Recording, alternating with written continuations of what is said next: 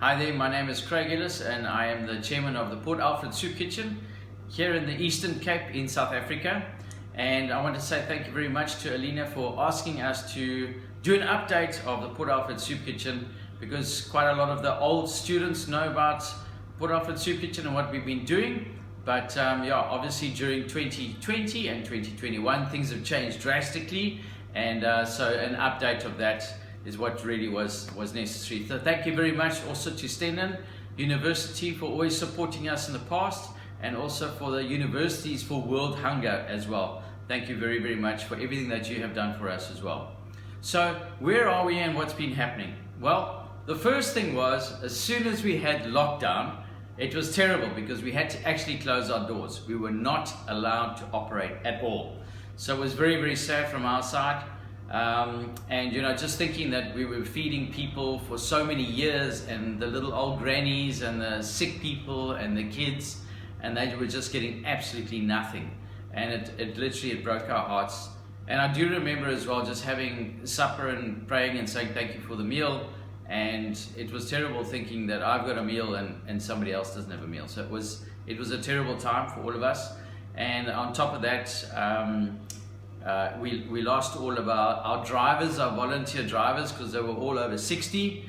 And and then of course the biggest thing for us in this area, we're in a drought. We're in our 5th year of drought and we haven't had any rain. Our dams are completely empty. So on top of the doom and the gloom, we had that as well. But fortunately, there's some very good people in our committee, and what we decided to do is, as soon as we could get up and running again, we did. And also the other thing was, the sad thing about that as well, our funds just completely went off as well. They just completely stopped. And people were trying to get other things going or whatever, so they were giving out their monies to those other organizations. So anyway, as soon as we could get up and running again, the committee decided that we would go out there and we would carry on feeding, what have you. And what we decided to do was, instead of going to drop off house to house to house to house to house to house, we would consolidate it. And originally we had a few what we would call satellite kitchens, where there would be a lady that was, out of her own heart and out of her own expenses, she was looking after her immediate community around her. And so what we did was we decided to support those people, and we told the people that we used to drop off with that they needed to go to these satellite kitchens. And so it was actually quite amazing. And what we did was, during the lockdown that we couldn't operate at all, is we would actually go and deliver big bags of rice, big bags of mealie meal, and big bags of mealie meal, rice, and what was the other one? Flour, and big 5 litre of oil as well, so that they could cook and they could maintain something at least. Anyway, so back to when we started to get things up and running. The people that we supported, like I say, the satellite kitchens, they feed anywhere between 30 and 60, sometimes plus people per time. And so that's what we actually started to do. I need to just look at my notes. So so then the other thing was, we centralized those points, like I said, and then what we did was, well, by centralizing those points, is we made it a minimum risk for all of us that were going out, that was doing the deliveries. So it made it a whole lot easier for us. What we noticed was that there was a lot of people that didn't have masks, so we put out a plea for masks, and the community sewed some masks and sent them through to us. Friends put in big orders and they sent masks to us that we could give them out. Children's masks as well, so the kids could actually have masks. And it was absolutely amazing. The community came back together again to actually help us to do that. And like I said, thank you very much to the committee, because they came together and they actually helped to make us get out there and to get going again. So what we needed from there is, obviously we needed a new set of volunteers, and we needed a new set of we needed to do, sorry, I'm looking over here, we needed new drivers and we needed new volunteer drivers. Volunteers and drivers, that's what we needed. And so we put out a plea again, and thankfully there was a whole bunch of people that started to come, and now we've got a full complement. Thank you very much to all the volunteers, and also some very good drivers that goes out there and they drop off at all of these points. We also have a new operations manager. I'll introduce you to her a little bit now. She's holding the camera for me. So she's done a great job of maintaining a really nice atmosphere over here and keeping things on the go and people fed all the time. So, and then what's also happened was that our funds, what we would normally be able to do, we haven't been able to do that. We used to have lots of quiz evenings, we had fun runs, we had raffles, we had dances, we did whatever we could do in the past, but now we couldn't do that during lockdown because we weren't allowed to get together. But we did squeeze in a quiz evening, we did squeeze in a little fun run, and fortunately now South Africa is in level 5, so we're going to be doing another fun run now next month as well. And we had an amazing student that came from town, and what he did was he was able to put together a beautiful raffle, and he raised quite a lot of funds for the soup kitchen as well. And then we did our own raffle as well, so that it brought in some funds. But really what's happened is that the community that used to be able to give is now finding that with the costs of things, it's becoming more and more difficult to actually give. So the community funds is down, and our big corporate funds that would somewhere come in from somewhere is not coming in either. So, you know, the funds were down, and just very recently we were down to about 10 months of operation. So it was quite sad actually, but there are some funds that's coming in. And then the other thing was, you know, the costs of things have really gone up. They're sky high. Electricity in South Africa has gone, the rates have gone right up. And also what happened was that our small pot broke down, and we've had to use 2 big pots, which raises the price of the electricity as well. So bread has gone up, and there was a third thing that had gone up. So I just need to look at my numbers over here. And petrol, the price of petrol has also gone up quite drastically in South Africa. So those were the 3 main factors, and our big expense is bread, actually, funny enough, bread and electricity, and then the wages comes very, very last because we keep that to a real minimum. So that's really the things that's costing us big time right now. So those funds went up by about 7,000 rand. Those expenses went up by about 7,000 rand, which is plus minus 420 euros. So it's actually not a lot in euros, but in South African rands it's a lot, and it's extra per month for us. So it is quite a lot. So I actually wanted to take you through to see our back room over here. Oh, and also what else have we been doing? I'll show you now. Let me take you quickly first to the back room, and then you can actually see we got 2 big pots where we cook the soup, and I want to show you our little pots. So if you can come through to the back over here. Hopefully you don't see the back of my head too much. We do try and have a little bit of fun over here. So these are our 2 big pots. We got 2 of these big pots, and then this is our little pot that we used to use when we had grown with our soup collections, whatever, but it's completely broken. We can't get the parts for it, so it's unfortunate over there. And then this big pot over here. So we're using 2 big pots, which is raising the cost of the electricity. So if we could get another one of these, I'm putting it out to the university students, so we could get another 100-litre pot. If it's either gas or electric, it would be great. So there we go. Okay, so zooming in and out over here, we've got a very good camera lady. I do try. Okay, and then the other thing that we were able to do very, very recently was we have been able to go and teach Farming God's Way. I'll be putting some pictures up on the video as well. This is what we've been teaching the people over here. We've been really, really promoting it big time for people to start their own gardens, and we've been quite successful in getting that going. We've been able to teach this Farming God's Way method. If you can come along to here, this Farming God's Way method, if you want to have a look at it, the website is farminggodsway.net, and there's a new principle called Gardens of Faithfulness, and that's what we were teaching into the township over here, so that people can be self-sufficient for themselves. Okay, and so the question, there was 3 questions that was asked by Alina, and the first question was, how did we do in the last 2 years? not great. But we are still operating, and that's the most important thing. We've moved from feeding plus minus 1,500 meals per week to over 2,000 meals. If you can have a look over here, this is our bread that's just literally just come in now. There is 240 loaves of bread over here, which we portion them out into 3, and we also get, sometimes we get extra loaves coming in as well, and we send those out. We get extra rolls that sends that out as well. So that's the one big thing that's happened now, is we've moved from 1,500 meals to about 2,000 meals per week, and we're expecting that to grow, obviously. So the gardens, what we did was, we've got our own garden over here, and we replanted, and we were just praying that we would get some rain, and fortunately just after we planted we got some rain, and we've had some yield from that already. But we do have another problem, is that we've got what we call in South Africa dussies.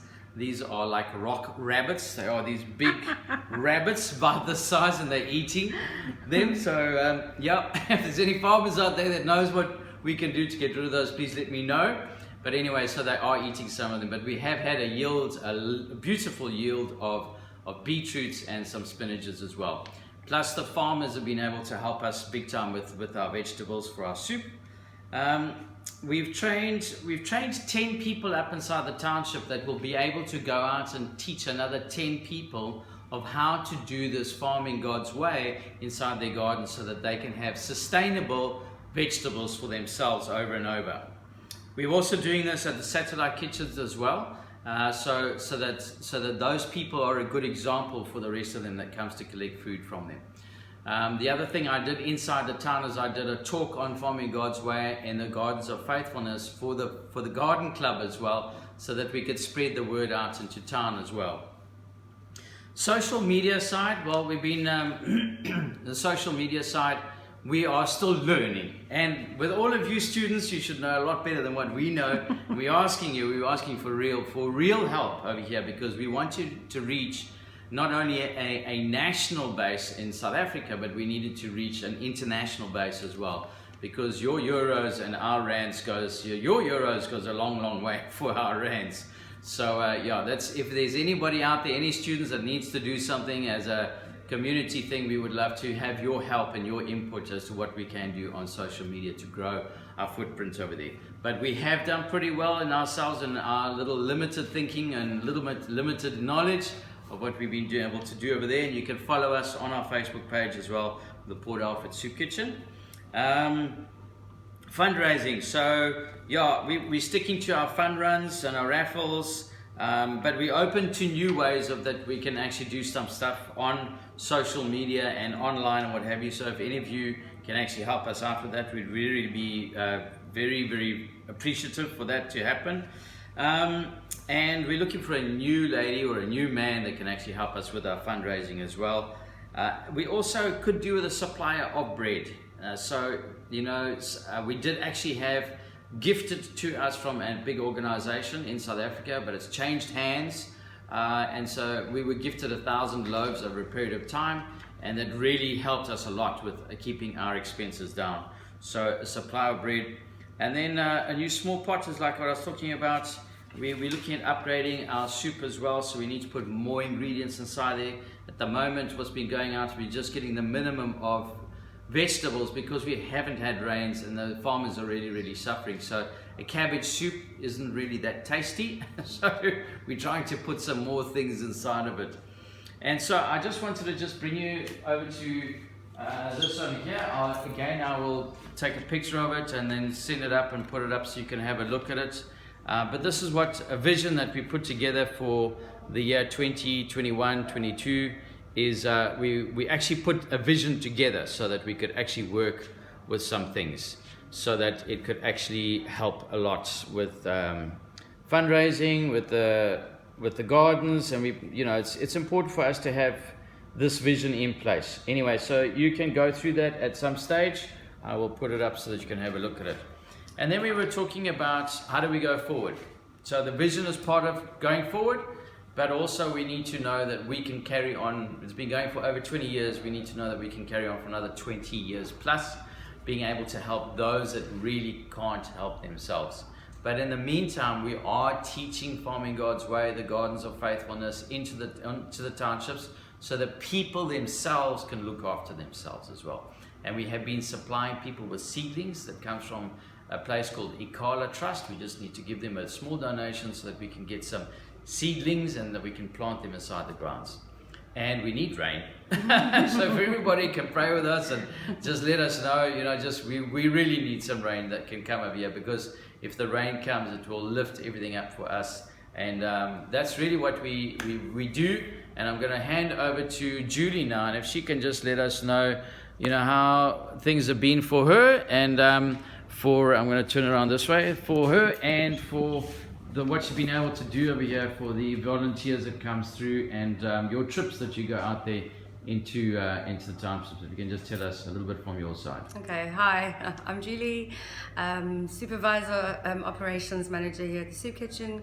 I started off as a volunteer and kind of just worked my way up to where I am now, and I'll never forget the first day I went through to the locations, and it just so touched my heart.